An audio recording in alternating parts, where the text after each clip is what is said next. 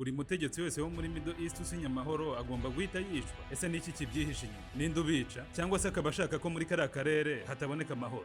Aba bategetsi bose tugiye kureba icyo bahuriyeho nuko basinya amasezerano y'amahoro bagahita bicwa.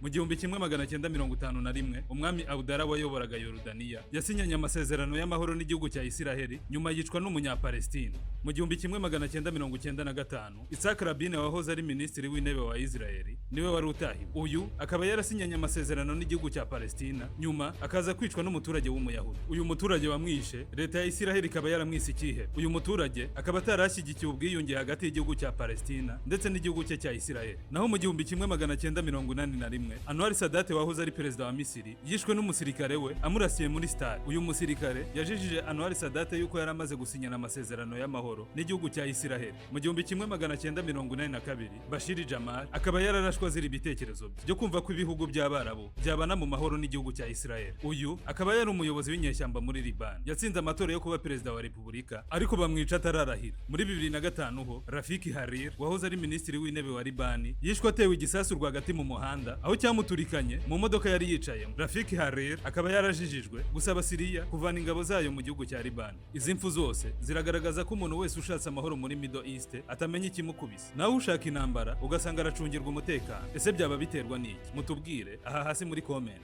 Nimukibagirwe kugaruka kutwumva.